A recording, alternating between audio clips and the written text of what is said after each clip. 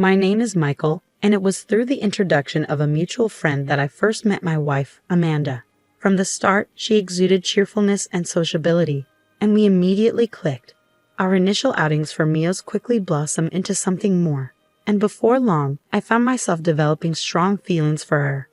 After 2 years of dating, we both began contemplating marriage. Living together seemed like the natural progression, and the following year, we officially tied the knot in a grand wedding ceremony.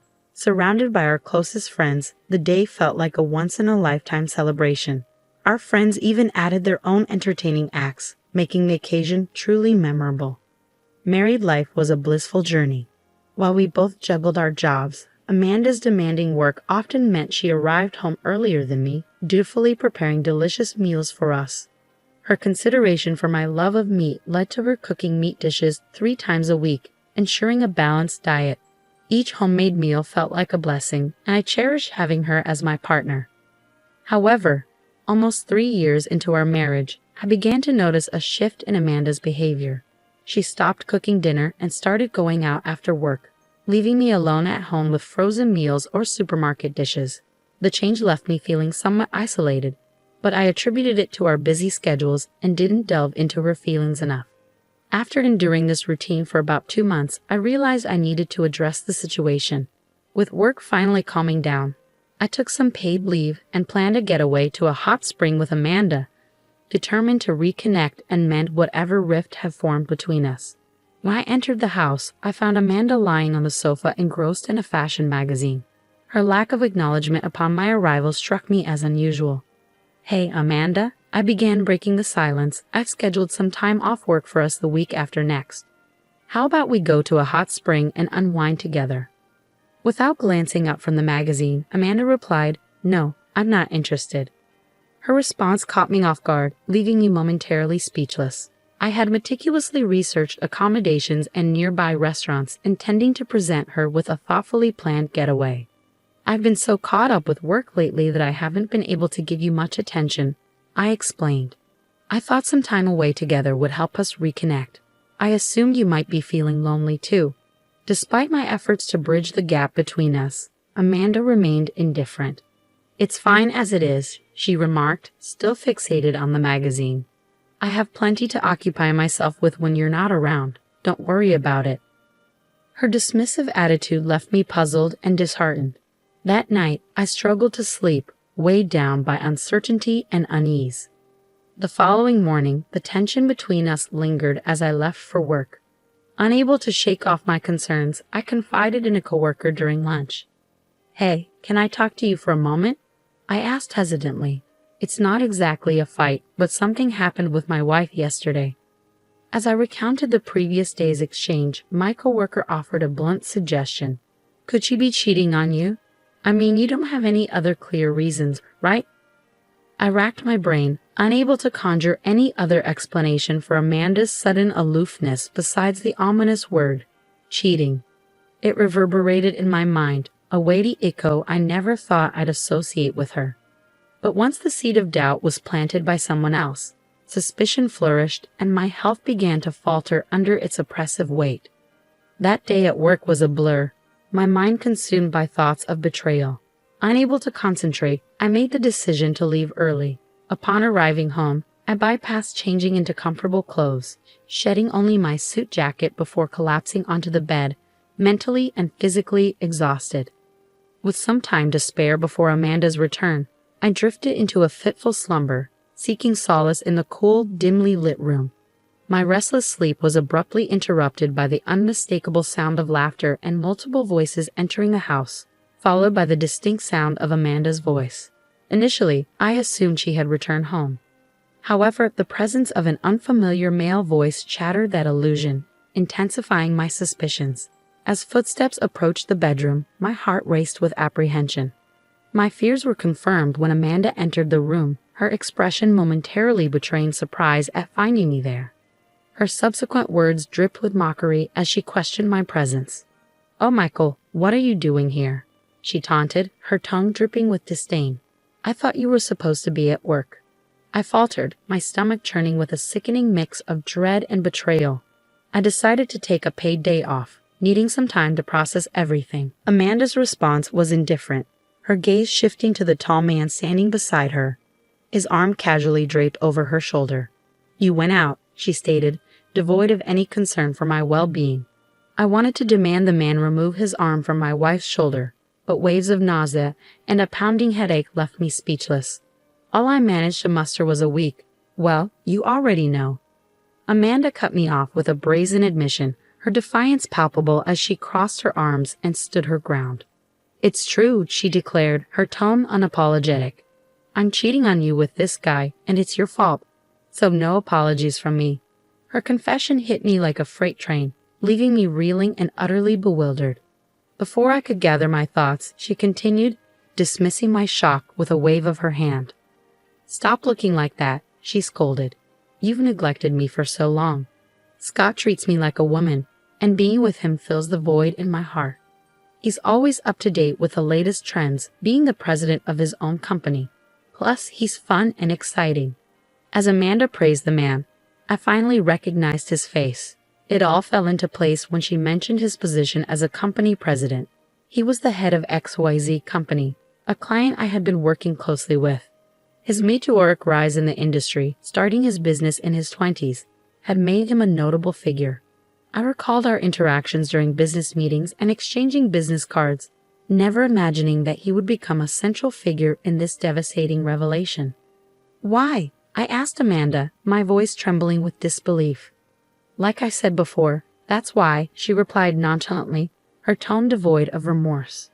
"But I'm fine with getting a divorce." The word divorce hung heavy in the air, igniting a desperate urge within me to halt Amanda's departure. Yet as she moved to leave the room with Scott, I struggled to find the words to stop her.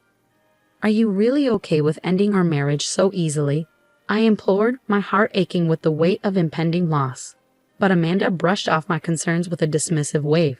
"It doesn't matter anymore," she declared, making a move to exit with Scott in tow. "I'll ensure Amanda's happiness, so don't worry," Scott interjected, flashing me a disarming smile before following Amanda out of the room. Left alone, I grappled with the reality of impending divorce, a bitter pill to swallow. In the aftermath, I finalized the divorce proceedings and received alimony. However, the emotional toll of the betrayal left me mentally shattered, necessitating a leave of absence from work to focus on my recovery. The root of Amanda's infidelity became clear during this period of introspection. My relentless dedication to my job had left her feeling neglected, driving her to seek solace in the company of others.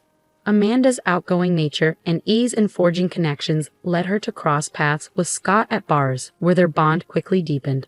During my hiatus from work, a colleague informed me that Scott's company, a former client, had relocated its headquarters from New York. This revelation brought a sense of closure, knowing that I would no longer have to face the painful reminder of Amanda's betrayal in a professional context. In the years that followed, I gradually reclaimed my mental well-being. By a stroke of serendipity, I found love once again and made the decision to remarry, embracing the hope of a brighter future. I had made the decision to change jobs and relocate to a rural area, seeking a more tranquil lifestyle surrounded by abundant nature compared to the hustle and bustle of the city. Married life in this serene setting seemed to suit me well, and I was content, living a peaceful existence. However, tranquility was disrupted when, on a day off, a police officer called out my name, halting me in my tracks.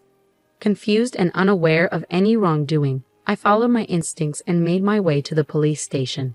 Upon entering the station and being ushered into a room, I was met with an unexpected sight, my ex-wife, Amanda, waiting for me. Before I could process the situation, Amanda launched into a tirade, accusing me of stalking her with an unsettling level of excitement. Bewildered by her accusations, I attempted to reason with her, but she persisted, refusing to acknowledge my side of the story. My confusion only deepened when a police officer brought in another individual, Scott. With a bitter twist of irony, Scott joined in, questioning my motives and insinuating lingering feelings for Amanda despite years having passed since our divorce. His words stung, a painful reminder of the tumultuous end to our marriage, a wound still raw, even after all this time. I requested an explanation from the police officer who had brought Scott into the room. It transpired that Amanda had been enduring the torment of a stalker for an extended period, and in her distress, she had mistaken the stalker's resemblance to me and reported me to the authorities. The police, upon discovering my recent move to the town, had called me in for questioning. While I comprehended the gravity of the situation, Amanda's dismissive attitude only fueled my frustration. However, the police officer intervened, urging me to remain calm and suggesting that I provide evidence to support my innocence. Determined to clear my name, I arranged for someone to accompany me to the police station. Within minutes, the chosen individual arrived, prompting a startled reaction from Scott. "Elizabeth," he exclaimed, his surprise palpable. "Hi, big brother. It's been a while," she greeted warmly, revealing her connection to Scott as his sister.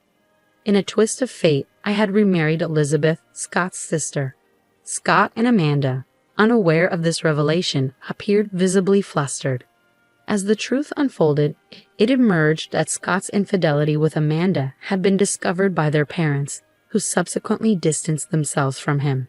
His parents, prominent figures in a company with numerous business ventures, chose to support me upon learning of their son's wrongdoing. Initially hesitant to face the family of Amanda's lover, I found solace and understanding in their company as we spent time together, my heart gradually finding peace amidst the turmoil. I found love once again, this time with Elizabeth, Scott's sister, and we eventually tied the knot. Scott's reaction was one of disbelief and outrage.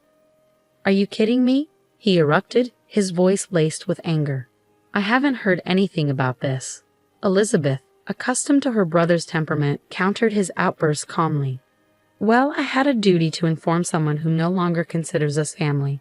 Besides, during the time you claimed Michael's ex-wife was being stalked, he was actually having dinner with me at the hotel's restaurant. You should be able to find our names on the reservation list, and if you ask the waiter who served us wine, he should be able to confirm it." With Elizabeth's testimony, I was finally exonerated of all charges. As we left the police station, grateful for Elizabeth's support, Amanda and Scott confronted us, their intentions clear. "Wait a minute," Scott interjected, grabbing Elizabeth's shoulder. "Did you really marry this guy? He failed in the city and ended up in a rural area. You'll regret it if you marry someone like him." Amanda chimed in, echoing Scott's sentiments. "That's right. He neglected me a lot when we were married too." It was evident that they were determined to cast a shadow over our happiness. However, Elizabeth remained steadfast, shaking off Scott's hand from her shoulder. Just then, a luxury car pulled up in front of the police station, and Scott's expression shifted to one of surprise. "Oh, Dad," he exclaimed, realizing who had arrived. Scott's father stepped out of the car, his demeanor stern as he addressed his son. "I have no reason to be called Dad by you," Scott's father retorted sternly, addressing his son's disrespectful behavior toward Elizabeth and me. "More importantly, it seems you have been quite rude to my daughter and son-in-law." Scott shrugged dismissively. "Well, can't be helped, can it? Are you really okay with Elizabeth marrying this loser?" His father's expression hardened. "What's with your attitude toward the heir to my company? If anyone's a loser here, it's you. Your business only succeeded because of good luck, and you've been acting all high and mighty without even understanding proper management. You have no right to badmouth Michael. Indeed, I had relocated to this town to study as a successor in my father-in-law's business, having changed jobs to a group company based in this area." As the truth sank in, Scott's confidence wavered, his shoulders drooping in defeat. Meanwhile, Amanda attempted to salvage the situation, but her efforts fell short in the face of the undeniable facts. "What does this mean?" Scott finally managed to utter, his voice strained with uncertainty. "You said you'd inherit the company," Elizabeth reminded him, her tone tinged with disappointment. "Scott's company is doing well, right?" However, the truth soon emerged. Scott's company was on the verge of bankruptcy, and considering his extravagant spending, he was likely in debt as well.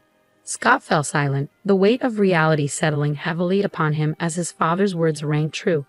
Elizabeth delivered the final blow, highlighting his empty promises to make Amanda happy and questioning his judgment. With the truth exposed, the suspicion of stalking against my ex-wife was cleared. In the aftermath, Scott's company collapsed and Amanda parted ways with him. Meanwhile, I found myself liberated from the curse of Amanda and Scott, living a contented life with Elizabeth.